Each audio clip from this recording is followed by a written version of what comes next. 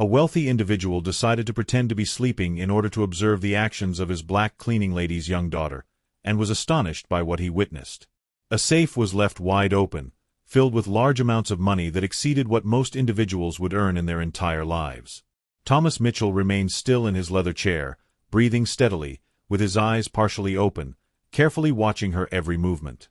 Young Jasmine, merely 6 years old, entered the office holding her mother Diana's hand. They had arrived for their night shift, a routine they had followed for the past 2 years at Thomas's company. The girl was wearing miniature pink gloves, a present Diana had bought to make her daughter feel useful while accompanying her during school breaks. Thomas had painstakingly planned this precise moment. After discovering that his business partner had embezzled $3 million, his faith in humanity had been completely shattered. At 45, he had built a vast business empire, but now he questioned whether any truly honest people existed in the world. The trial was straightforward. Leave the safe open with a large fortune clearly visible and observe if anyone could resist the powerful temptation. Diana began cleaning the bookshelves, deeply engrossed in her tasks. Jasmine, with the natural curiosity of a child, approached the desk where Thomas was seemingly asleep. Her small eyes shimmered at the sight of so much currency, more than she had ever encountered in her young life. Thomas held his breath, anticipating another instance of disappointment. However, what transpired next left him utterly motionless. Jasmine did not touch the money. Instead, she noticed that the bills were disordered and began to meticulously arrange them, sorting them by denomination and stacking them with the precision one might expect from a tiny financial expert. Her delicate hands worked with remarkable gentleness, as if she were handling something sacred. "Mommy," she whispered softly. "Mr. Thomas's money was all untidy. I organized it neatly, just like you taught me to do with our coins at home." Diana quickly turned, startled. "Jasmine, you must not touch the boss's personal items." But Jasmine replied, "It was messy, Mom. He will be pleased when he wakes up and sees everything in order."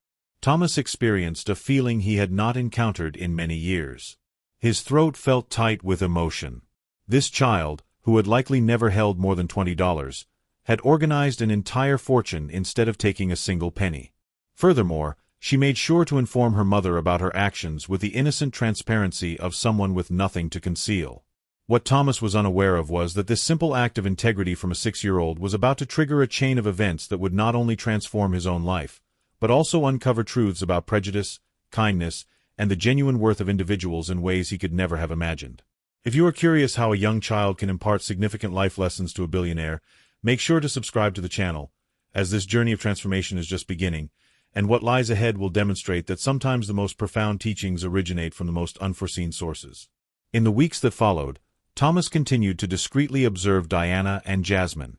He discovered that Diana worked 2 shifts, cleaning at his company during the night and at a doctor's office in the mornings. Jasmine consistently accompanied her, completing her schoolwork in the waiting room or playing quietly while her mother worked. What particularly impressed Thomas was the moral upbringing Diana provided her daughter. "We always return what does not belong to us, even if no one is observing," he overheard her instructing the little girl. "Our honesty is more valuable than any money in the world."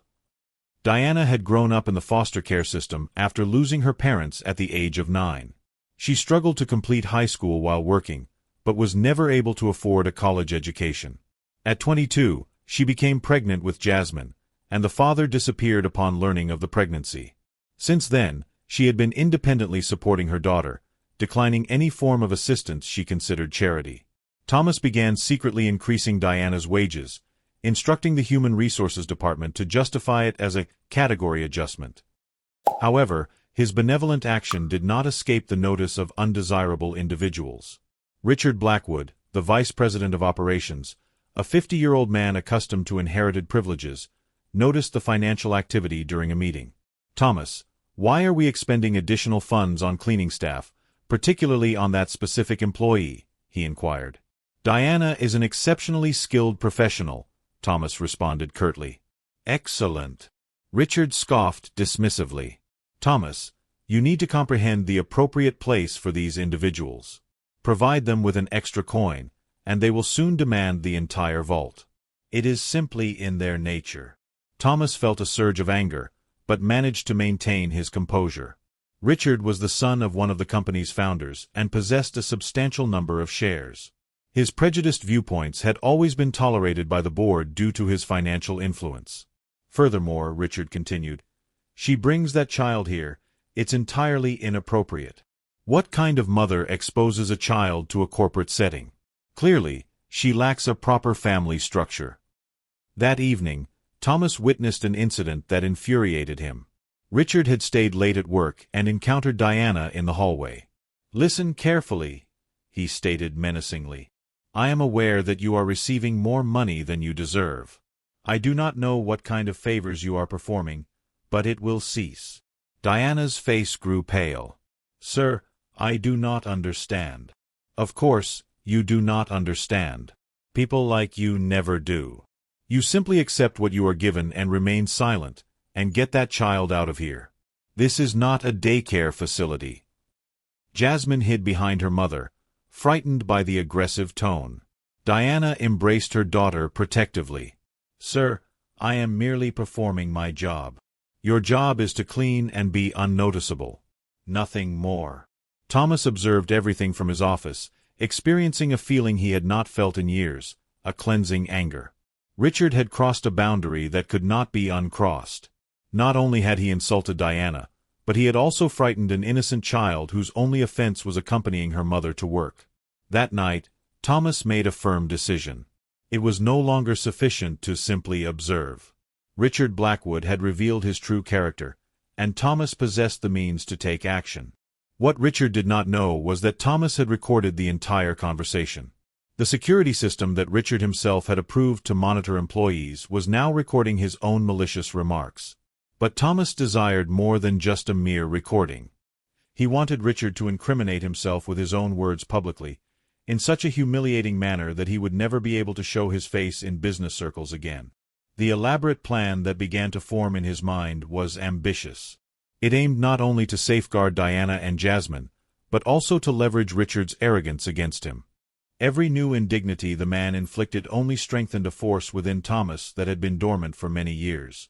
A strong desire for justice grew, fueled by the very injustice he witnessed.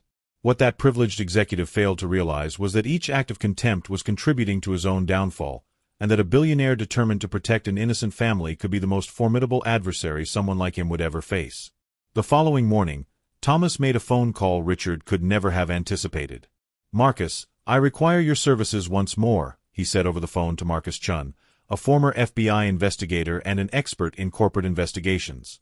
The two had collaborated during the embezzlement case, and Marcus was familiar with every hidden aspect of the business world.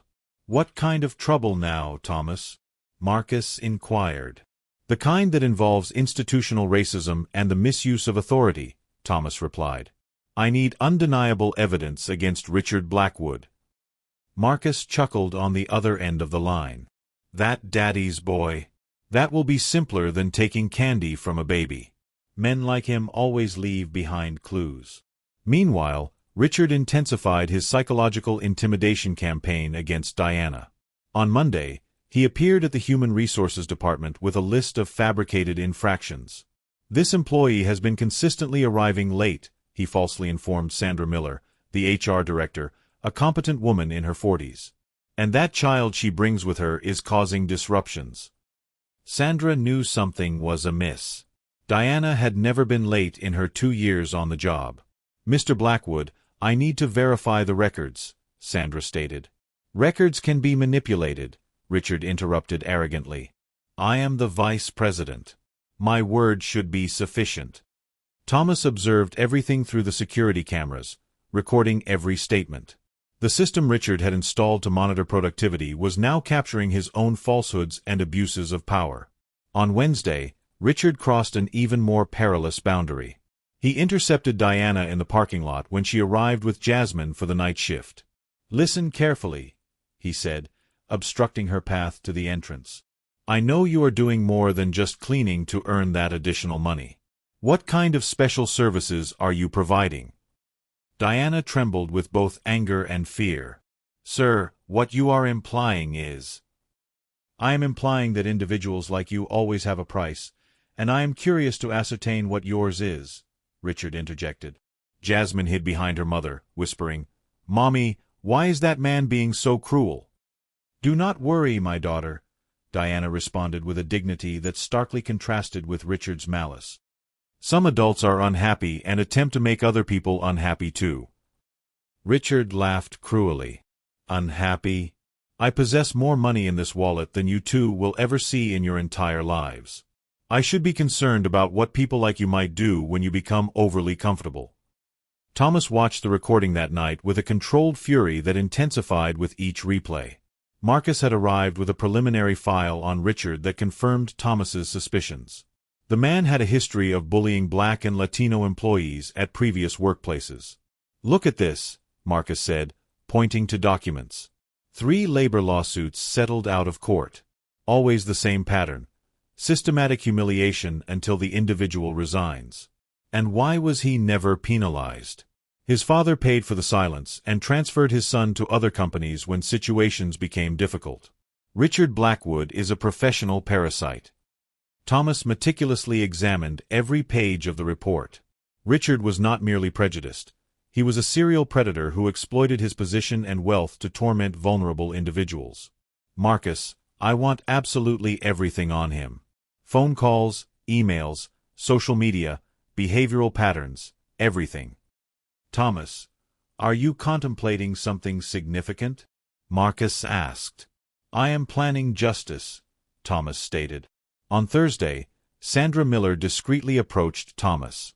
"Mr. Mitchell, I need to discuss Richard Blackwood.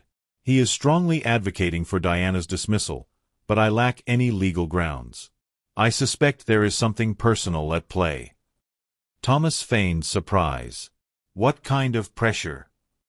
"He claims she is violating regulations, but when I investigate, I find no evidence. Yesterday, he suggested that people like her should not have access to administrative areas after business hours." "People like her?" Sandra hesitated. "Sir, I believe there are discriminatory implications in his conduct." It was the opportunity Thomas needed. "Sandra, if you suspect discrimination, you need to officially document everything. Initiate an internal investigation, but he is the vice president, and I am the president. Document everything." That night, Thomas put the second phase of his plan into action. He instructed the IT department to install additional microphones in areas where Richard was known to intimidate employees. Officially, it was presented as an enhancement to the security system. In reality, it was a digital trap. Friday night, when Richard believed he was alone in the office, he made a phone call. Thomas overheard everything through the audio system. "Dad, that situation we discussed." "Yes, the black cleaning lady. She is becoming a problem. I need you to utilize your connections to create some legal difficulties for her. Suspicion of theft, issues with documentation, anything that will compel her to resign." His father's voice echoed through the speaker. "Richard, are you certain you are not overreacting? A mere cleaning lady." "Dad, it is a matter of principle. If we permit these individuals to feel too comfortable, soon they will be demanding rights they do not deserve. It is preferable to handle this before other employees, similar ones, begin to get ideas." Thomas recorded every word, feeling a cold satisfaction. Richard had just confessed to a conspiracy to fabricate evidence and explicit racial discrimination. Marcus showed up at Thomas's office on Monday morning with a briefcase filled with evidence. "Thomas, you will not believe what I uncovered. Richard has posts on private social media that are veritable supremacist manifestos. Conversations in closed groups where he and other executives make offensive jokes about black employees. There is more. I discovered that he used his father's influence to sabotage black candidates in other companies' selection processes. There is a 15-year pattern of systematic discriminatory behavior." Thomas examined screenshots of conversations where Richard had written things like, "Need to keep those monkeys in their place," and "The only way to deal with these people is to show them who's boss from the start." "Marcus, this is invaluable." "Wait, there is more. He is planning something against Diana for this week. I intercepted messages from him organizing a staged theft." Thomas felt the blood drain from his face. "What do you mean?" He intends to plant something valuable in her cleaning supplies, then publicly expose it. He will contact the police, create a dramatic scene, and humiliate her in front of everyone. At that moment, Thomas realized that Richard had severely underestimated whom he was dealing with. The man believed he was contending with a distracted boss and a defenseless employee. He had no idea he was walking directly into a meticulously prepared trap that had been 15 years in the making. Thomas looked at Marcus with a smile that did not reach his eyes. Perfect. Let him proceed. The further he goes, the harder his fall will be. What Richard Blackwood did not know was that every cruel action he took was being scrupulously documented by someone who had transformed the protection of the innocent into an exact science, and who possessed limitless resources to ensure that justice was administered in such a devastating manner that it would become legendary in business circles. The following Tuesday, Richard executed his vile plan with the arrogant confidence of someone who had never encountered genuine consequences. At 8 o'clock that evening, when Diana and Jasmine arrived for their cleaning shift, he had already placed a $15,000 Rolex watch in the cleaning cart. Perfect, Richard muttered to himself, observing from the security cameras. I will give her 15 minutes to begin her work, then I will catch her red-handed. What Richard was unaware of was that Thomas was upstairs, monitoring his every move on high-resolution screens. Marcus Chun was strategically positioned in the parking lot with a van equipped with recording devices. 3 investigative journalists, discreetly contacted by Thomas, waited outside the building. Marcus, he just planted the watch, Thomas reported via radio. Activate the additional recordings. Confirmed. All the extra cameras are operational.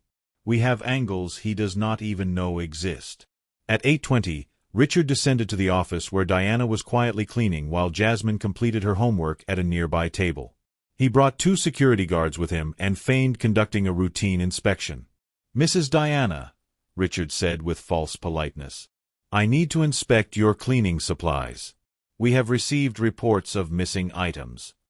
Diana paused her cleaning, bewildered. Mr. Blackwood, I do not understand.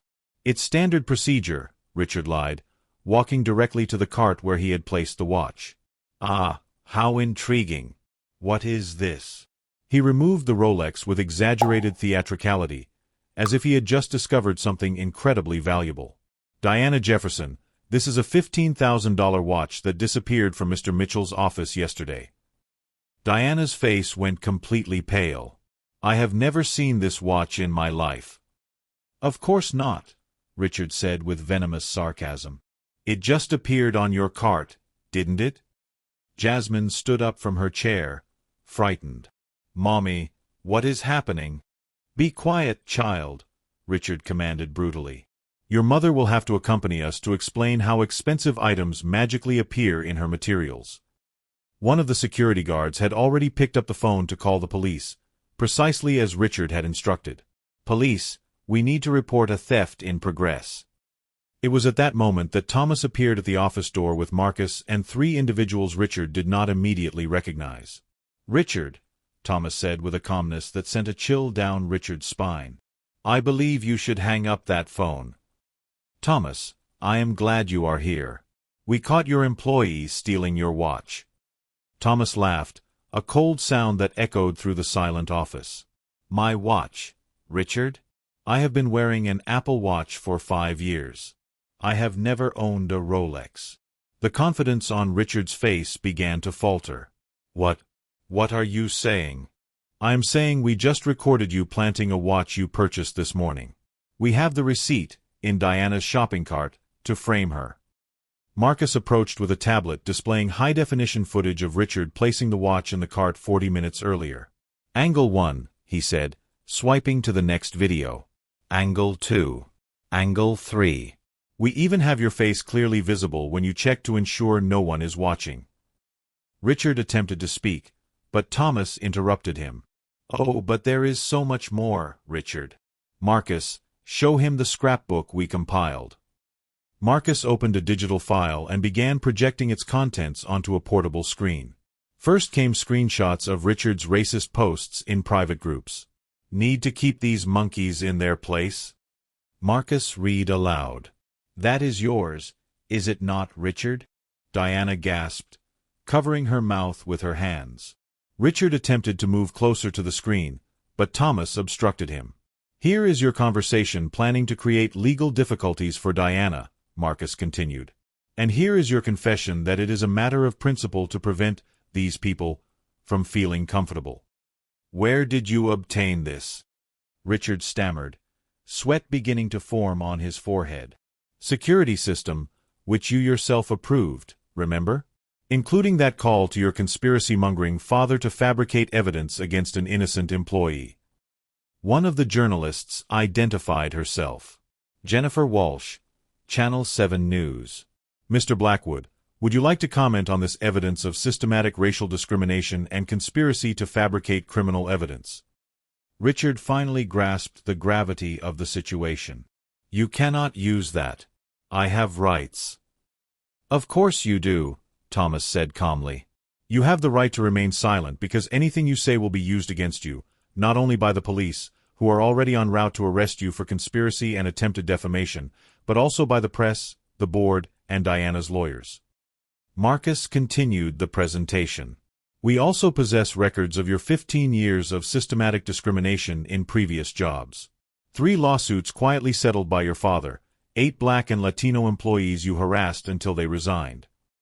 And best of all," Thomas interrupted, "we have recordings of you on cameras you were unaware even existed, including your threats to Diana in the parking lot and your disgusting sexual advances." The second reporter stepped forward with a camera. "Mr. Blackwood, how do you respond to the accusations that you used your position to systematically persecute minority employees?" Richard tried to flee, but Marcus blocked the exit. "Oh, I almost forgot," Marcus said with a smile. "Your bank account was frozen an hour ago.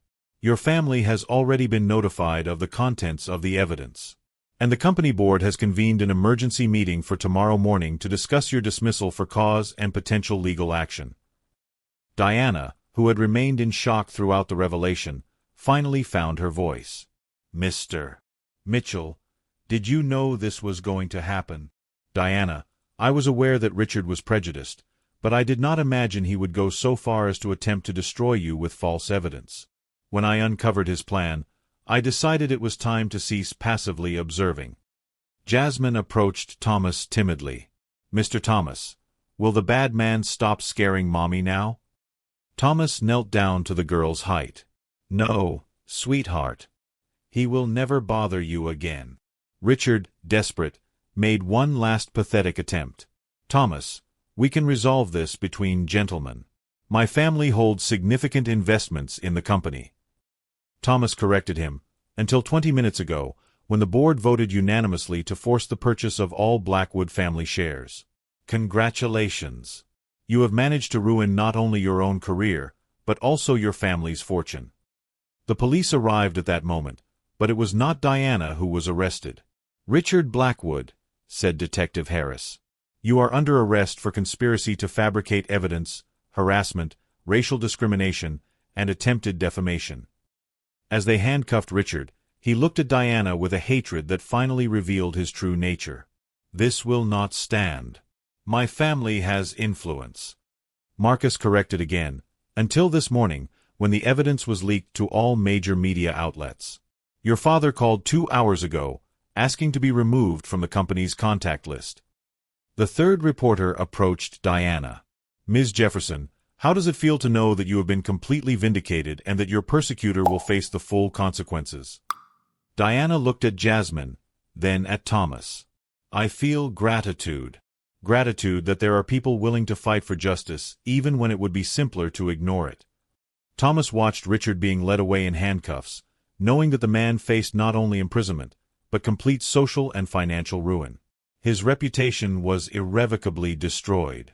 His family had disowned him, and his career had ended so humiliatingly that it would become legendary in business circles.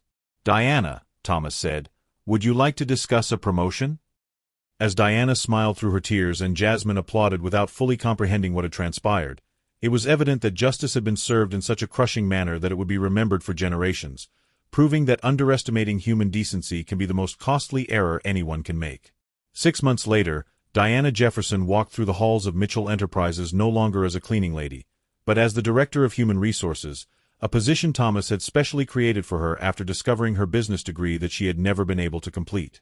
Her initial decision was to establish a scholarship program for employees' children, a program of which Jasmine would be the first beneficiary. "Mommy, can I show Mr. Thomas my new drawing?" asked Jasmine, now 7, running through the office that had become her second home. She attended the finest private school in town and already spoke articulately about wanting to become a lawyer to help people, just as Mr. Thomas had helped them. Thomas smiled, observing the complete transformation of their lives. His company had received awards for inclusion and diversity, becoming a national model for hiring black individuals in executive positions. The Fair Chance program, established in honor of Diana's case, had already assisted more than 200 families. Meanwhile, Richard Blackwood was experiencing a completely different reality. After serving 18 months in prison for racial discrimination and conspiracy, he was released to find that his reputation was utterly ruined. No reputable company would employ him. His wife had filed for divorce, taking half of their remaining assets. His children had changed their last name and refused to speak with him. The man, who was once the vice president of a large corporation, now worked as a used car salesman, earning less in an entire year than Diana earned in 3 months. His racist posts continued to circulate on the internet, preventing any attempt to rebuild his image. "Dad Thomas," Jasmine said during dinner at the new house Thomas had purchased for them. "The teacher asked us to write about our heroes. Can I write about you?" Thomas felt tears well up in his eyes. "Jasmine, the true hero of this story is your mother, who instilled in you the belief that honesty is more valuable than any sum of money." Diana gently took Thomas's hand. "No, the hero is the one who possessed the courage to fight when it would have been simpler to disregard it." The following week, Thomas received an unexpected telephone call. "Mr. Mitchell, this is CNN reporter Michael Torres. I would like to feature a story on how your company became a paragon of inclusion after the Blackwood case." The story aired during prime time, depicting Jasmine playing in the office where it all began, Diana working in her new professional role, and Thomas explaining how a 6-year-old had fundamentally altered his perspective on justice and humanity. Richard watched the report from his one-bedroom apartment, drinking alone as he observed his former life flourishing without him. He attempted to contact former colleagues, but they had all blocked his number. He tried to create new social media profiles, but his racist posts consistently resurfaced, haunting him like digital specters from his past. 3 years later, on Jasmine's 10th birthday, Thomas made a special announcement during the birthday celebration. "Jasmine, Diana, you have transformed my life in ways I can never fully reciprocate. That is why I have established the Jasmine Jefferson Educational Fund, which will provide college scholarships to talented young black individuals for the next 50 years. Jasmine ran to embrace him. "Thank you for believing in us when no one else did." That same day, Richard was attempting to secure employment at a gas station, but was rejected after the manager searched his name online and discovered the notorious article about racial discrimination. His downfall had been so complete and public that it became a case study in business schools, illustrating how prejudice and arrogance can utterly destroy entire careers. Thomas realized that genuine retribution was never about destroying Richard.